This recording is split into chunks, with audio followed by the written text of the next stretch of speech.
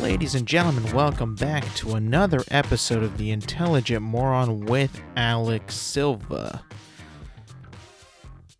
Episode 105. You know, I've been thinking about something that I haven't thought about in quite a while. And it was brought up because I think people were talking about getting tattoos. Some of my friends were talking about getting tattoos, what they would get on their arm, you know, or anywhere on their body, what they wanted, what they thought that would be cool. And I'll be honest with you, I'm not a person that has ever really thought about getting a tattoo of anything on their body. You know, just not really my cup of tea.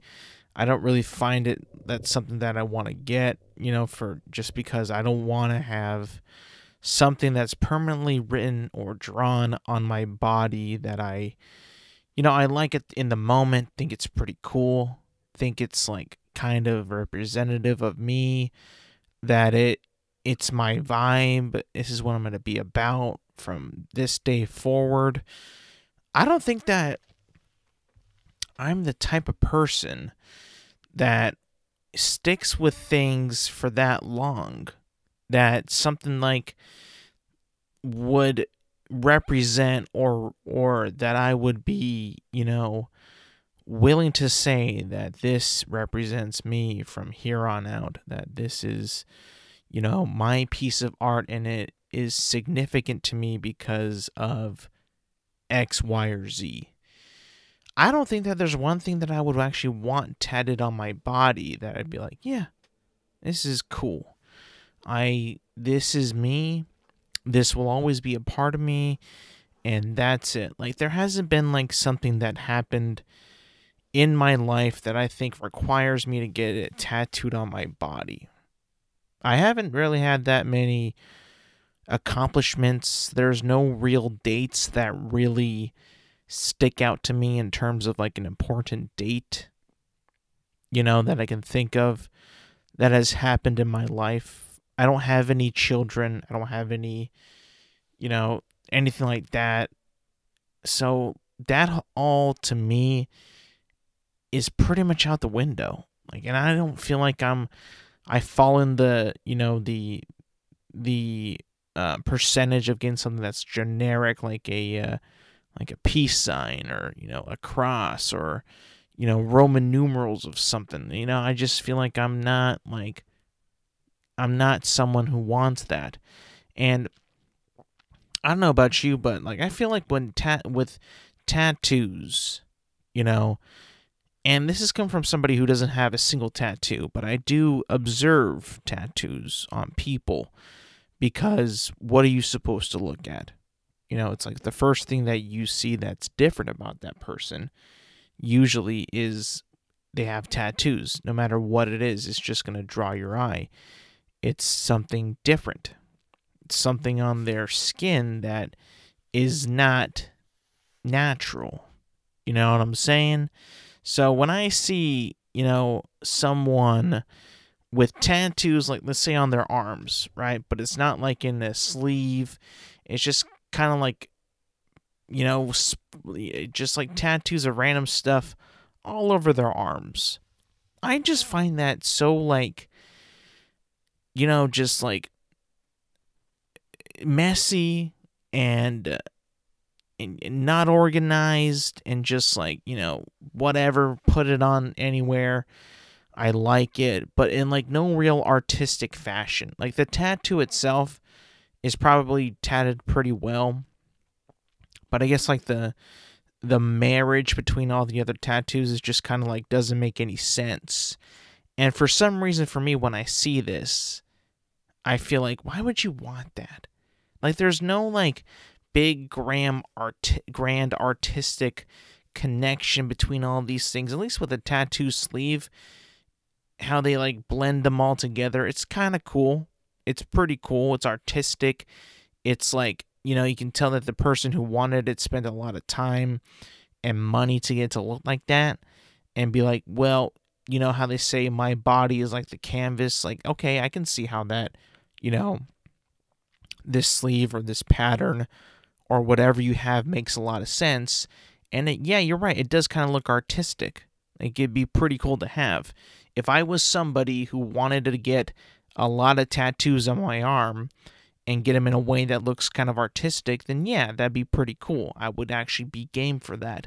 I could see myself, if I, you know, was into tattoos, probably getting like a sleeve on my arm or two, or just like a lot of cool designs. But I'm not that. So when I see someone with like just, you know, tattoo here, tattoo there, and just like no connection, it's just like, I don't know. I just feel like it just doesn't make any sense to me. Like, what's the purpose if it doesn't all, you know, there's just a lot of open area on your arm that just doesn't make any sense. I don't know. Maybe it's just, you know, different personalities and different outlooks and different ways you view what you want to put on your body. Now, I think the most obscene thing, the most distracting thing, no matter who the person is a face tattoo. And listen, when you get a face tattoo, you should just automatically know that people are going to be staring at that and at you because of your face tattoo. Just know that. Just acknowledge that that's going to be what people will be staring at. They won't be staring at you. They will be staring at your tattoos. And you don't also try to play it off like, why are they staring at my tattoos? Like, what do you mean, why are we not? Why did you get tattoos in the first place? So people can see them? So you can see them? You want to look at it because it's art to you, or you want people to think that it's art. When you get it on your face, it's obviously going to be the first thing that we notice. Now, I've seen some people with some crazy face tattoos, crazy head tattoos, and it never fails. Immediately, you look at the tattoo. And I just feel like if people don't want the feeling of, why are you just looking at my tattoo, then why are you even getting the tattoo? It doesn't make any sense to me. I really have no idea why you would get it if you don't want people to look at it. Same with extreme face piercings or extreme like nose piercings. Like when people like get like so many piercings, like a lot of piercings, I've seen it get pretty wild. And it's like, what the fuck? How do you even, you know, if someone has, I can't even fathom a nose ring, I'll be honest. Not just because of the way it looks, but how do you blow your nose? What if you got stuff in your nose? What do? Do you just leave it there? Do you take the ring out? Do you clean it then?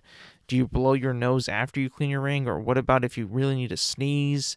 What happens then? How often do you clean out, you know, the hole where it was pierced through your nose, if that? Do you sleep with it? Like, it's just so much, for me, unnecessary maintenance that I would have to do to make sure that my nose ring looks good. And I don't know about you guys, but I'm not a very high maintenance person. Like, I just take a shower, put on deodorant, fix my hair up a little bit, and put on a little bit of cologne and then go out the door. Like, I'm not like somebody who needs a lot of time to get themselves to look, you know, high maintenance, I guess. I'm just not that type of person. And when you add nose rings, when you add jewelry, you know, that's connected to your face, i.e. a nose ring, you got to make sure it looks good, right? You can't have it like, you know, crooked, or like, you know, the little screw that keeps it together loose because it could fall out, or even like other stuff like a lip ring. You got to keep that tucked away too. You got to make sure it's all good and it's not gonna, like, you know, bug you, or you don't swallow it by accident, or it doesn't fall in your mouth and then you can't put it in, you know, stuff like that. I honestly don't understand the seekage of maintenance when people get face jewelry.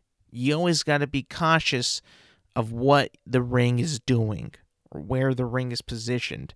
If it's crooked, I mean, people are going to notice it and be like, hey, your ring is crooked. You might want to fix that.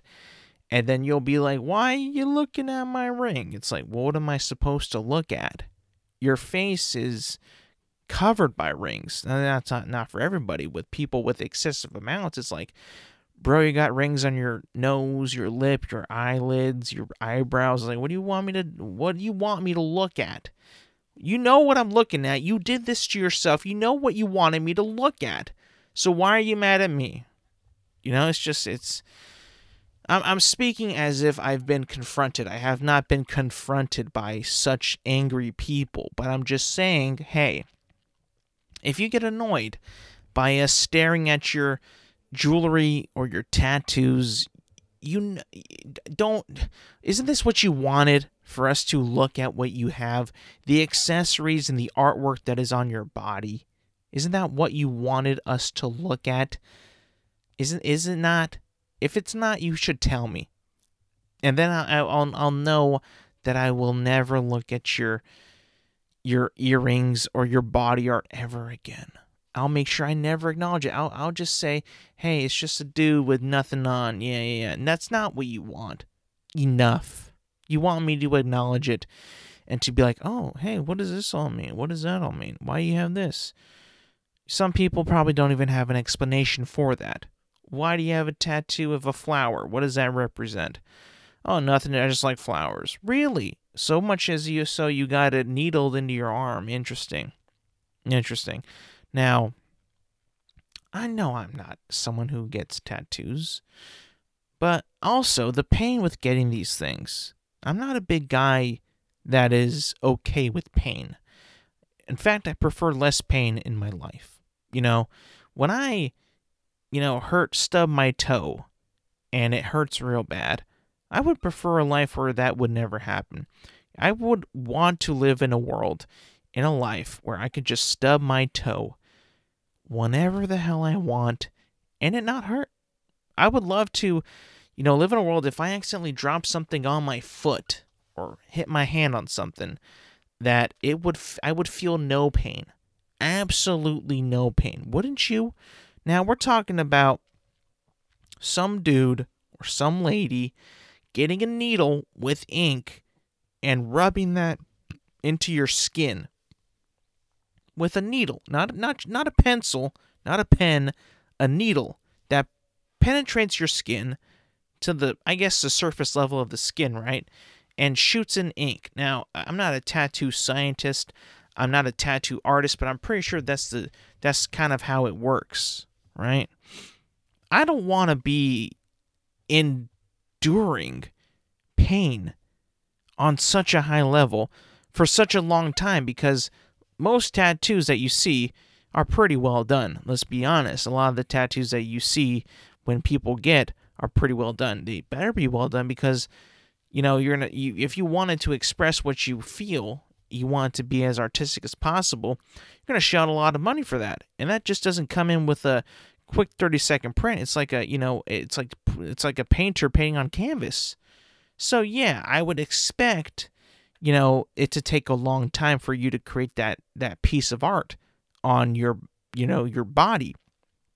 And with that time, that's got to be a lot of pain, which I'm just not a fan of. If you think about it, where do most people get tattoos? Probably like around the arm, around the forearm, bicep, tricep, around there. Once you go like in the arm, like the inner arm, like around the bicep area, I don't know about you guys, but for me, like that skin area, it's so like soft for me and delicate. It feels like it'd be like super sensitive to like needles and shit, and that needle is just scrubbing and rubbing on the surface of the skin just like that. Sometimes I figure people would bleed from that too. It's not something that I would ever want to get. And piercing too, my God. You have to puncture a hole into your skin, like getting an actual shot with a needle. That's got to be painful as well too. But I guess people are willing to go through the pain and go through the time and the anguish to get jewelry and tattoos. That is just beyond my fathom. I can't understand it. I really can't. Am I boring? Am I just boring? Maybe I have maybe it's just my desire to be boring and not have anything on me. Maybe it's that. I feel like nowadays a lot of people, more people than ever, I think, have tattoos. Like I don't know if I could do like a sample of how many people, like in a sample of 10 people, how many of them do you think have tattoos? At least one tattoo. It's got to be at least one person, right? Nowadays, I mean, a lot of people you see have tattoos now. At least one of some kind, you know. So I don't know. It's just never really been my thing. Tattoos, not really my thing. You know what could be my thing though? And this is something that I'm actually kind of excited for, but I'm kind of nervous about it. I'm nervous about it because I don't want to be like duped, even though I don't think I will be. But I'm also kind of hesitant just because I really like to value my money a lot. I really value my money quite a bit, maybe a little bit too much than most people, but I feel like Hogwarts Legacy, this new Harry Potter game, it's an RPG game, story game, and, open world game where you could basically just chill out as a student at Hogwarts. You get to pick your house that you live in, Gryffindor, Slytherin, Hufflepuff, and Ravenclaw, and you could live out your fantasies of being at Hogwarts school. And I believe it's like in the 1800s, so like there's no real connection to Harry Potter himself, but it's like cool. It's got cool quests. You do magic and shit. It's cool. People have been saying it's pretty lit. IGN, who is a notable 7 giver, gave it a 9 out of 10. That's crazy. I mean, there was a lot of like speculation about the game because it looked a little too good to be true, and it seems like it's actually delivering on a lot of things that it said it was going to do, which is actually pretty tight because not often do you get games nowadays that fully deliver on promises and anticipation and the way it looks, like graphically. It doesn't usually deliver, the full spectacle of what they promised in gameplay, announcements, trailers, articles. So far, so good, I think. And a lot of people that I know are have pre-ordered it and are playing it and, are going to play it. But, as a person like me who has become very cheap as they get older, I look at Harry Potter, Hogwarts Legacy, and as much as I am a fan of story games and RPG games and single-player games that have a story and a narrative that is worth exploring, playing, and being told to, I don't know if I'm going to get it just yet. And I don't know if it's just me, but I really don't really have, except for like the big game, well, I guess this is a big, I guess except for like multiplayer games that all my friends are going to be getting, like at least like Call of Duty. That game for me was day one automatically day one. Harry Potter, not a day one for me. Not a day one. And again, it might just be the fact that I'm older and I don't really have all that much time to be playing a video game for that long, at least during the week. That I want to spend time playing that game. It might just be because I don't want to spend the money, though. It might be that, too. Because we live in a day and age where Game Pass exists. And if I wait long enough, eventually, potentially, Hogwarts Legacy might end up on Game Pass. And I already pay for Game Pass. And luckily it is a, it's a auto pay purchase. So I don't really see that I'm spending the money all that often. It just kind of withdraws itself from my bank account every month. And I just kind of go about my life, not even thinking about it. Here, if I want Hogwarts Legacy now, I have to purchase at least $70, put $70 on the table and be like, here, you go, take my money. And I don't know if I'm willing to do that right now. And like I said, it's two options. Number one, I don't have all that much crazy time during the week to be, putting time into the game. I just don't. Number two is I don't want to pay for it because the chance of it being on Game Pass will save me $70. Potentially $70 back into my wallet. And I've done it before. I have waited for games to come out on Game Pass and not bit the bullet and bought them as they came out. A la Battlefield 2042.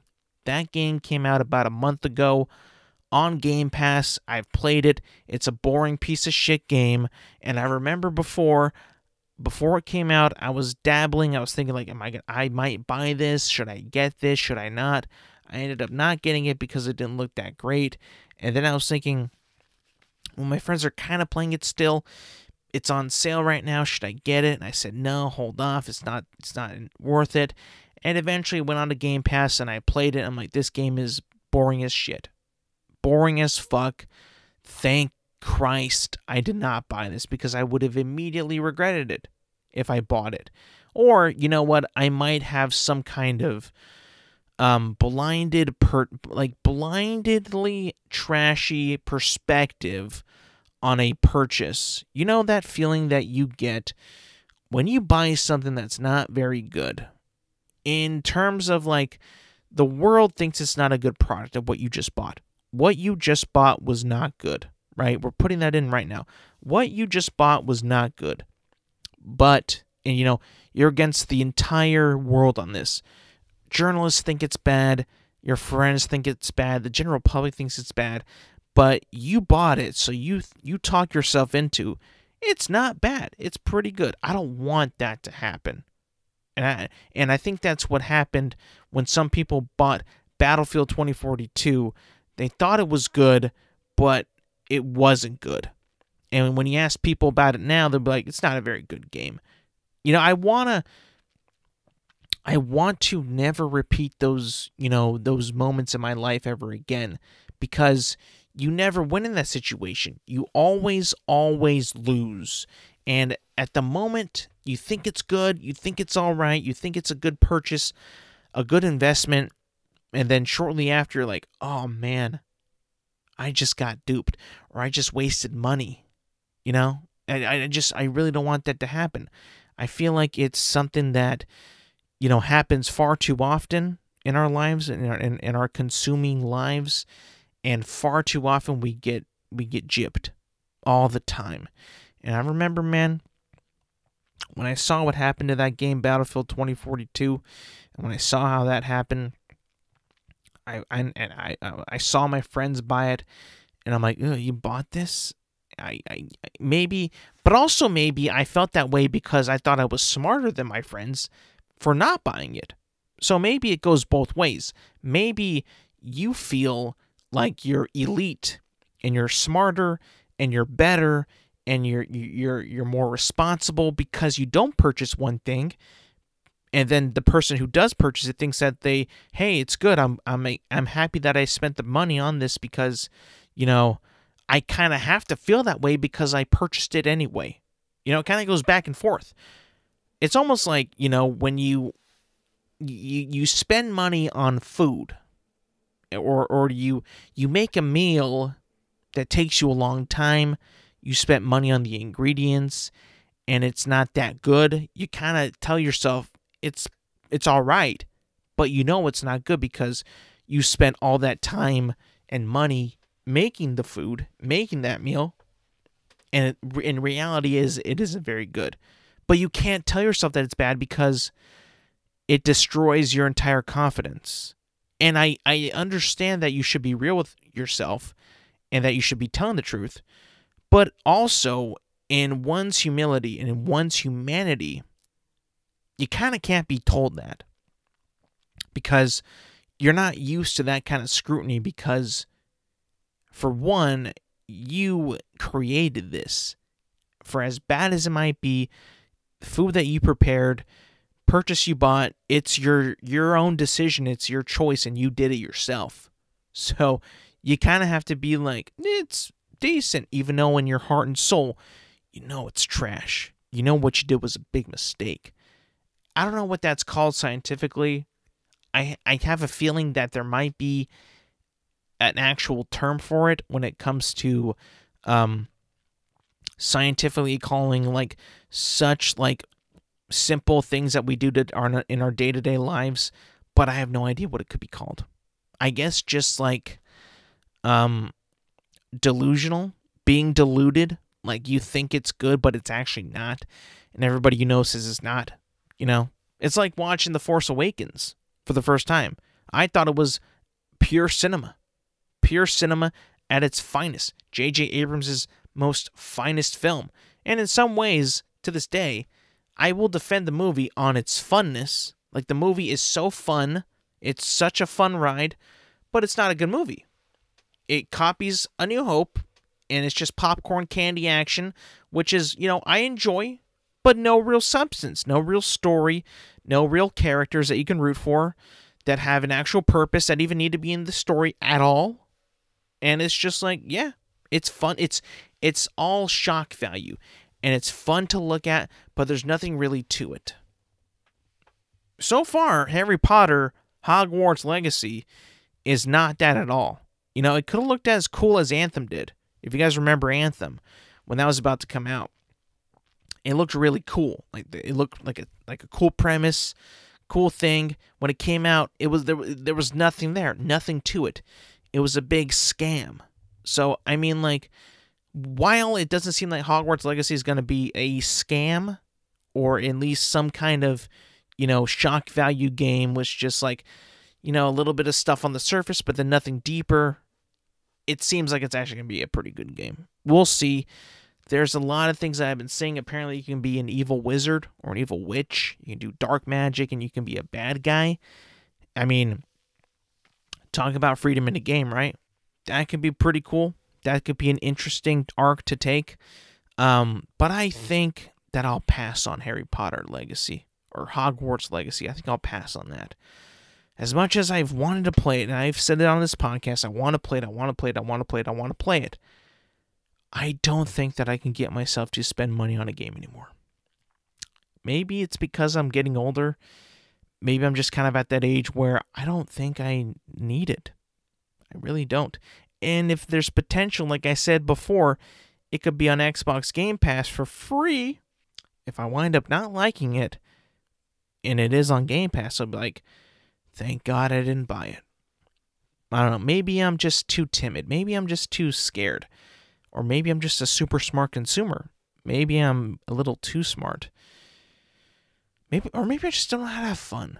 Maybe it's that too. For me, everything is like kind of like dwindles down to money. Do I want to spend that much money on this? Do I really need this? Do I need that? No, I don't, but it still could be fun. I don't know. I feel like you can have fun in other ways, though. You can do other things that are also just as fun, if not funner. So I don't know. I mean, I'll think about it. I don't know if, like, my friends have gotten too deep into Hogwarts Legacy yet. If they've, like, maybe I'll just ask them. I haven't really talked to them in a couple of days, so I'll ask them if after they're, they play it and such, and, see if it's worth it. Maybe it will be. I don't know. I have no idea. Moving on. Some big news kind of broke out last week, off days of the podcast. Some actually crazy news. And actual world news that has potential of being political came out. And I'm not going to really talk a whole much about the political angles of this story, or what has actually been happening. But I will kind of make it and spin it a little bit different, and not try to get too on the political side. But it might be, but maybe not the politics you're thinking. So I'm going to try my best here to discuss the so-called Chinese balloon over Montana, I believe. So this balloon, we all kind of saw the footage of what has been released. of a balloon over the United States. I want to believe it was in Montana at this point. It's balloon. You don't see much balloons these days. Besides at birthday parties, water balloons, hot air balloon maybe. You don't really see a whole lot of balloons. And I believe that the balloon was used as surveillance or spying on the United States. That it was, used for, I'm pretty sure China said it was used as weather, to research weather and climate.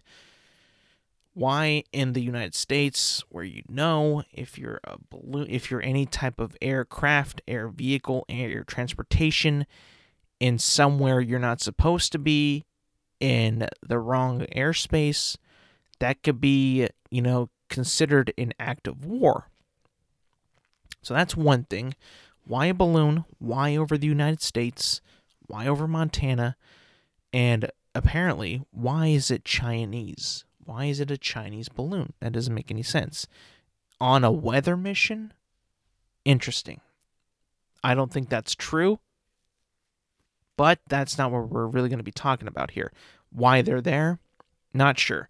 There's a lot of things pointing, a lot of different opinions pointing of why that balloon was there, what its purpose was, whose it really is, Chinese or someone else. The news is saying Chinese, but that's not the point. The point is we actually saw the balloon. We saw it. We actually saw it get shot down and fall to the ground. Well, not fall to the ground, but we saw it shot and fall. I didn't see any impact on the ground, any remnants, but we did see it get shot by a missile that was fired, I believe, by a F-16 jet or an F-18. I can't remember. But we saw it though, and I keep emphasizing that we saw it, and we knew that it was a balloon. We knew it. We saw it. You didn't even really need any description, and you didn't need any lower third of saying Chinese balloon or foreign balloon or nothing. You just saw it, and you're like, oh, that's a balloon. And by the way, this is the first time I've ever seen any type of balloon that has been described as surveillance, spy, Chinese, any type of balloon like this. This is the first time I've ever seen it in the wild. Right? I believe this is at like 60,000 feet, I believe, of when this video or whatever was taken. Or maybe it started at that height and it kind of descended, but either way, you saw the photo, you saw the video, and I think everybody knew that's a balloon. Again, I'm emphasizing balloon because it's a balloon. We all know it, we all saw it, we saw it get shot down, it was a balloon. The balloon pretty much did not move in that video. It had no way for it to evade this missile that was fired from the jet aircraft, which ended up shooting it down. There's no way that balloon could have evaded anything. And when you saw the balloon in the video, it like barely moved. It was like essentially stationary. Like barely moving because it's a balloon. It has, well, from what I can tell, not a whole lot of propulsion in it. It's a balloon anyway. But again, balloon. This is a balloon. Now, here's the angle. We have been seeing UFOs or UAPs, documented objects, things that we can't understand. The way they move, the way they track, the way they manipulate, the way they react to jets, observers, people who see them in a way, how they just kind of zip zap and boom and dash and, kind of move against wind, and you see them, go from place to place, lights blinking, the way they move is just different. And we've always kind of, we're led to believe by people that other, whether they're higher up or just like people that and you talk to on the day-to-day basis. They'll come to you and say, nah, bro, it's just a balloon. Or someone will say from like a higher up official, be like, it's probably just a balloon. Well, I'm sorry now, but we are kind of with this video debunking these claims of UFOs or UAPs being balloons, because now for the first time, I think, in my entire existence, on like a major news broadcast in nearly HD, full picture, full framed. We saw what these these quote unquote Chinese surveillance balloons look like, and from this versus what we have seen about UFOs, we can pretty much now rule out that these things that we're seeing that move at such high rates of speed, we can't really explain what they look like because it's so far away, or such bad camera angles, bad footage. We can't say that these things are now still balloons, right? It just has to be put to bed that the UFOs that we see are not balloons anymore, because one, look at the footage that we have now, that we just got last week of the Chinese balloon. Does any of this match up? The way it moves, the way it even looks. I mean, we were able to get such a good HD definition video of an actual Chinese surveillance balloon. How can we keep going with, when it comes to UFOs, that it's just a balloon? You kind of can't now. I mean, scientifically, a balloon has now been ruled out of these UFO sightings, which, if you believe in science and you believe in, hypothesizing and testing and finding evidence, this kind of debunks that entire narrative of UFOs are just weather balloons or a Chinese balloon or something like that. For one, you can clearly identify that the balloon was not American. You can clearly identify that it was a balloon. These other things you still can't identify. So I think that we can finally publicly and to the mainstream media and mainstream government, social media, whatever, mainstream opinions, we can finally put to bed that UFOs are actually just weather balloons. I think we can now. And you know what? I truly do think now we can put to bed the weather balloon thing. But it's much bigger than that. Now that these balloons have been made public of what they look like, right? A Chinese spy balloon has been revealed, right? It should not have been there. I mean, why was it there? I have no idea. Was it there for longer than what we thought it was? How long was it actually there for? Not the point. The point is, we know that that was there, and that it was there, and it has been there for a while. And it took us a little long to address it. I don't know why or how come. That's another discussion. But the fact that the public and the media have now been exposed to what these surveillance balloons look like is, in my mind, preparation to get you to finally take UFOs seriously. And to finally get in the public mind and in the public brain and the public eye of what is actually happening. Now, finitely, this is a spy balloon of what this looks like. So now we could, like I said, publicly rule out balloons when it comes to UAPs and get more serious on what is actually in the skies. What is actually moving at that rate of speed? What is actually so, people complain about grainy footage and grainy, images, and it looks like a dot. It looks like a balloon. Why is it like that? Is it just a blip? Why would that even... First of all, these instruments that we use on Navy carriers, Navy aircraft, why would it just malfunction like that and portray an image of something? Like, why would it do that?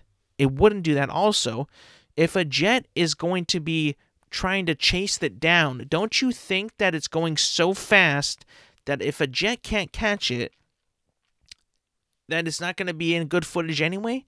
And if a jet could catch it, then it would be a balloon, and it would look like that on their systems and on their radar and on their cameras.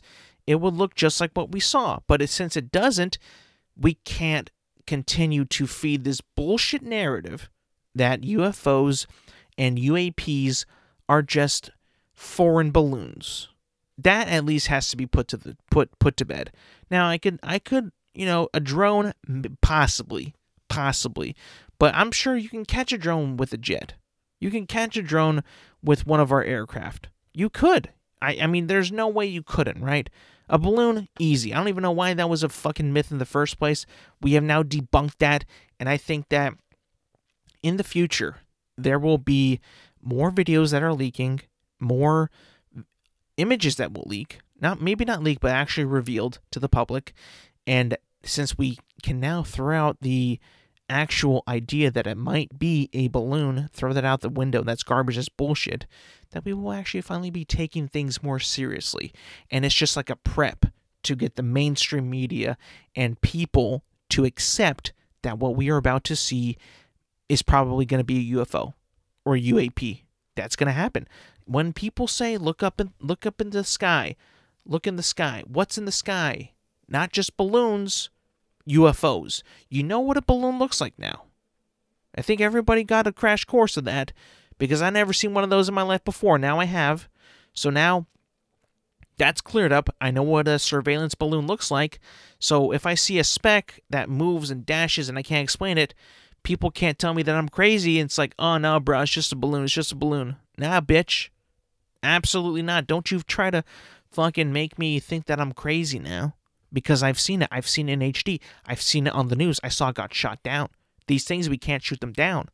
I don't want to hear that bullshit ever again. I'm tired of this. It's a mass, and I hate to use this word. I hate to use it. But it's a mass gaslighting of the country and of the world. It's trying to make me seem that I'm insane, that I'm crazy. But really, I'm just thinking. I'm trying to think. I'm trying to think of what could be true and what can be fiction. Fact or fiction. Is a UAP just a weather balloon or just a balloon? Well, that's fiction, baby, because I've seen it. Now I've compared it, and they're not the same. You can scientifically rule out that a UAP or a UFO is a balloon because we have evidence now. So now, if we truly are about science, we will rule out these horseshit possibilities that these UFOs are actually just balloons. We have to rule it out. We have to. If we don't rule this out and we continue to spin this bullshit that these flying objects are just balloons, I will fucking lose it. I will absolutely lose it because then you're just lying to my face, even more so than ever. And what? The evidence of the Chinese balloon is just no longer concrete evidence? Interesting. Very, very interesting. The fact that we can shoot it down is also not proof enough. Interesting. Very interesting. I don't think you're as smart as you think. You know that? I think you're trying to hide something. See, when people try to hide something, they get really stupid and they get really silly and they get really full of shit. And like I've said in the past, I've said this in the past on this podcast. You can tell. I can tell. People can tell when other people are full of shit. Like, the government is not run by robots. The government is run by people like you and I. And when they say that this balloon is possibly, or this object that we can't really see, might be a balloon, but we can't really tell because it moves a little too fast. Bro, that ain't a balloon. You can't tell me that now. You can't. We have evidence. We have documentation. We have video. We have photo. You cannot. People have seen close-up images and confirmed that it is a Chinese balloon, or at least that's what they tell us, that it is a Chinese balloon. You can't tell me that. This is just a foreign balloon. No way. Impossible. But that's just a rant. It's just because I just feel I'm sick and tired of us playing around with UFOs and UAPs, or just things. It's just a balloon. It's just a drone. Like, why? Like, obviously you're saying this because you don't want me to dig deeper. If I dig deeper, I might find something that should be made to the public and should be within our knowledge. But you don't want me to know it because it throws off your entire structure of what we should and we shouldn't know. I believe that there is a war going on with everything that happens on this planet. It's a war of information. If you know more, you're going to be ahead of the curve. If you don't know what's going on, you're going to be a loser. You're going to be a chump. You're going to be in last place. And you're not going to be prepared for what the world really is. I truly believe that there could be something out there, whether it be aliens, another dimension, something. There's something going on out there. Now, it's not happening day to day, but you do see something. You do see funny stuff every day, these things and moving around that type of speed. You see funny things like this all the time. What, is everyone just crazy? Are we just insane?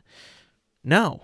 I think that we do see stuff, but people are just trying to cover it up and make you sound stupid and silly, make you sound like you're a crazy person. I don't know. It's just, now the point is we have proof now that it cannot be a balloon. Whatever this thing is that's flying above the clouds, flying above our heads, outmaneuvering our jets, outrunning our jets, it can't possibly be a balloon. Now, come on. I think we're done with that. We got to put the balloon to bed. The balloon is no longer an issue. What's up in the sky? We can't. It's hard to tell. It really is hard to tell. I think it could be a UFO. I really do think it could be. My brain I really want it to be, but also have to leave my possibilities have to be open. Science is not just based off of a concrete tunnel vision of what you think it is. It's got to be, you got to be willing to accept that it could be something else. But also, you can't be just closing the doors and saying, nope, it can't be that. Nope, it can't be that. Nope, it can't. It's just not scientifically, not a part of the scientific theory. It's where you're wrong, government. You're bullshit, full of shit. Ending on a fun note, I think we should talk about the Super Bowl coming out this weekend. I mean, like, I talked about it a little bit last week, but I remembered that, wait a minute. I got another week before I have to really, give away my prediction, which I kind of think I already said the Chiefs are going to win, but we'll see. So Super Bowl coming up. Chiefs versus Eagles. Patrick Mahomes, Andy Reid versus Jalen Hurts and Nick Sirianni. Who do I think is going to win? Who do I think is better? What is going to go down? What's going to happen? Now, I personally think, and I said this last week and I still stick by it, the Eagles, man, when they play with everybody rolling, everyone on all cylinders, all systems go, the Eagles are just the strongest team remaining out there. On paper, they whoop teams. They play better than most teams at their opponents. They play such a style of football that's running and passing and everything. They have it all. They really, really do. They have it all. They really do. But the Chiefs are still good, man. Listen, man, the Chiefs, as much as people don't want the Chiefs to win because they're actually tired of the Chiefs, I'll be honest, I'm not tired of them. I really am not. I think they're a really good football team. I think they're good for the NFL. They're good. They're like a new, somewhat dynasty of regular season success. They haven't been that successful besides their Super Bowl win in the past 5 years. They have one Super Bowl, but if they can get this one right here right now, that it's going to prove their case that they're actually so dominant and so strong. It will solidify their presence in the NFL for them to be known as like the new age dynasty, the new dynasty of the NFL. If they can win it though. If they can't win it. But it's, it's just like my brain is telling me that the Chiefs will win. Why? And this is going to sound stupid. It's going to sound really, really silly. It's going to sound so stupid. Experience. I mean, that team essentially did win the Super Bowl a few years ago. They took down the 49ers and won the Super Bowl, and it was pretty obvious that they were better than the 49ers at that point. They won the game pretty comfortably, and they have been pretty good these past few years.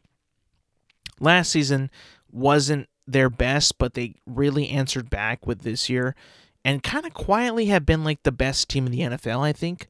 A lot of people say the Eagles are, but the Eagles were so like bombastic. They had a big fanfare about it. They scored so many points. But yet again, the Chiefs, I think, have like the same record or pretty close to it, and they didn't really get as much recognition as like the Eagles or the Bills or the Bengals did. I'll be honest, they just didn't. Everybody kind of just like said, "Who's the number one seed in the AFC? Kansas City, of course," and that was it. People just kind of shrugged their shoulders and like, "Oh, but Philadelphia is so exciting," or "Look at Minnesota," or "Look at Cincinnati," or Buffalo. They just kind of forgot about Kansas City Chiefs and how good that they are. And I think that, I hate, it's cliche and it doesn't really make any sense, but I still think that at the end of the day, when it comes down to who needs to make the plays, who needs to move on to win, I truly do think that the the Kansas City Chiefs have the maturity and the better coach, I think, to make the right calls, the right plays, the right players. They got Kelsey, who controls the midfield. The center of the field goes through Kelsey. I think that they've tried everything. Every team has tried so much to neutralize Kelsey, Travis Kelsey, that he's going to have such an amazing game in this Super Bowl that he will be the decisive factor that, as much as you guys have, Jalen Hurts and A.J. Brown, Devontae Smith, all these guys, all these weapons, Jalen Hurts is just so damn good. Patrick Mahomes and Travis Kelsey have the ability to absolutely neutralize that Eagles defense and not let them do and just have their way with them. They have the opportunity to do it. I think that they're going to do it. I think they don't have anybody to guard Travis Kelsey, and they're going to just eat them up alive. I truly do. Now,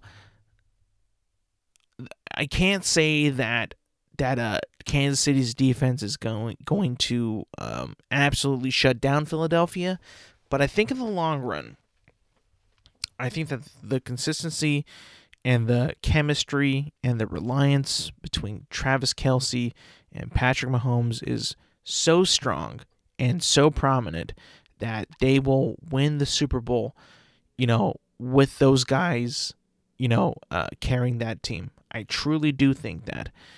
In my eyes, Philadelphia does not have the chemistry that I think that those two guys on that Chiefs team have. Let alone like just those two guys. Like they have it all. They really do. Patrick Mahomes and Travis Kelsey are pretty much like the new age of Tom Brady and Rob Gronkowski. When those guys were in sync, man, they were so unstoppable. So unstoppable. I think it's going to be the Chiefs all the way. The Chiefs, I can't not see them winning it. As good as Philadelphia is, as good as they are, I don't know if they could pull off a win against the Chiefs. I really don't. I don't think that they can. And listen, I know a lot of people are on the Eagles. A lot of people think that the Philadelphia Eagles are going to win. I truly do. A lot of them do. People that I talk to, people at work, they think they're going to beat them. They think they're going to beat the living piss out of them. They think that they're so much better. I don't know if I could say that, bro. I mean, one side, you got Patrick Mahomes, man. You got Patrick Mahomes, who has proven time and time again, as much as people sleep on him, that he's just all right. He's okay. He's had a bad year, down year. He's injured, but he's still, dude, he was hella injured 2 weeks ago in the AFC Championship game against the Bengals. He still was making plays. Like, are you kidding? Like, you would expect of him to falter, to come out of the game, to not be as sharp, not be as, as intense, maybe a low intensity, maybe not trying as hard. Nah, dude. That guy was putting that team on his back. Putting that team on his back to win that game, to go to the Super Bowl. Like, that was incredible. Like, you can be a big Patrick Mahomes hater, but seeing what he did to get his team to the Super Bowl 2 weeks ago, oh my God, I couldn't believe it. I truly couldn't believe it. It's also happy time that the Super Bowl is here, but it's also a very sad time. And I know, like, you guys probably think that I have not really cared about this year's NFL season because I actually didn't really talk about the NFL that much this season on the podcast. And it's not because I just didn't, find enjoyment. I found so much enjoyment. Now we're at the point where it's over. Like, the NFL season is over. And I am so sad. So sad about it.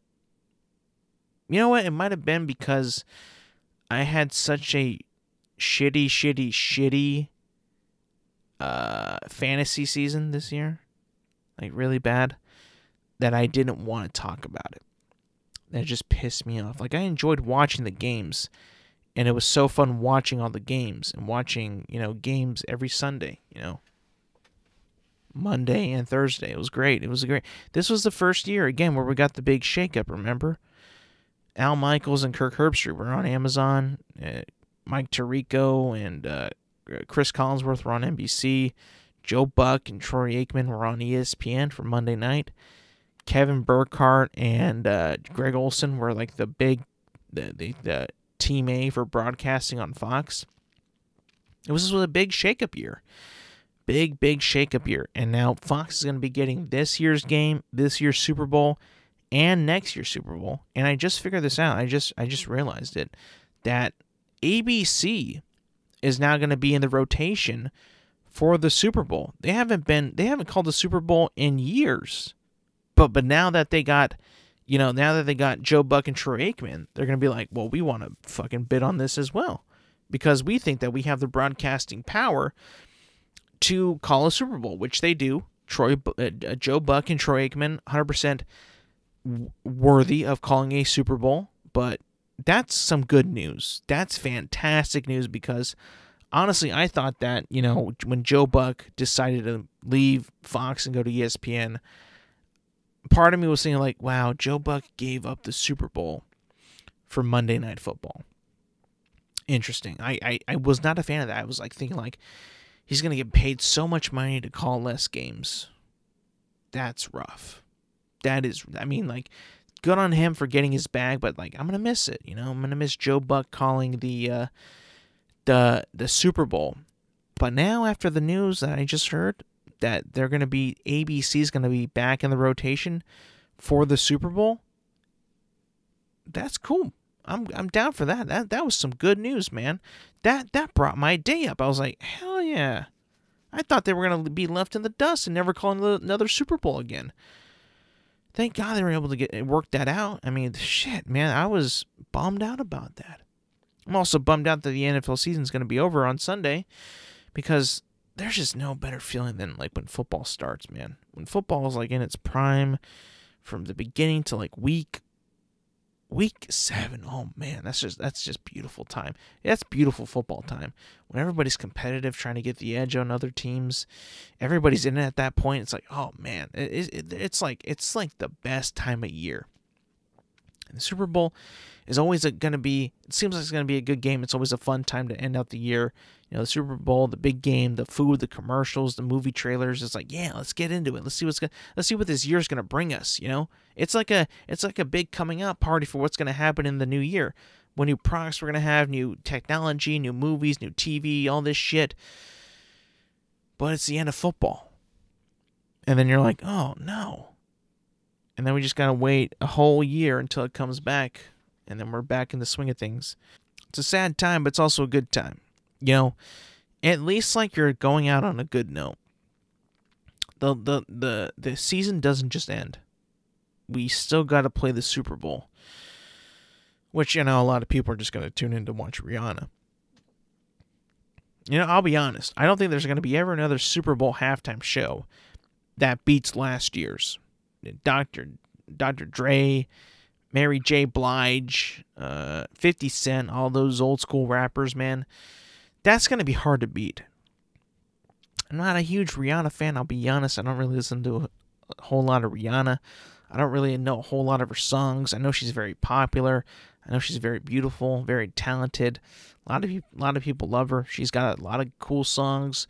I'm pretty sure she sang like the one like song, the new featured song from Black Panther, Wakanda Forever, which is pretty good. You know, I hear it every now and then on the radio. It's a pretty decent song, but I don't know a whole lot about her. I don't know a whole lot about her songs or what she's really known for. But, you know, we'll see. I'm pretty sure she's got some like classics that she played like 10 plus years ago that when I hear them, I'll be like, oh, that's an interesting one. Or I remember this bop. Let's get it. But yeah, man, I can't wait for the Super Bowl. I can't wait for this weekend. It's going to be fun.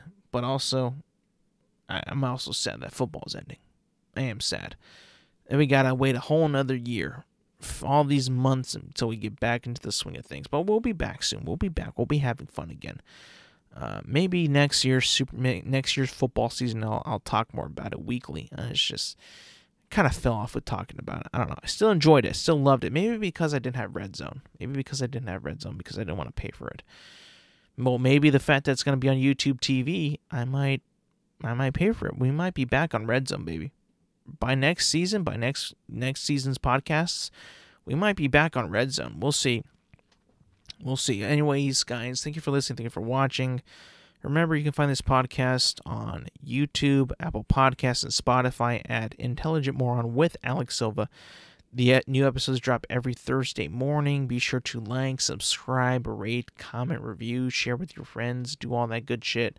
DM me topics, interact, all that helps, all that's good shit.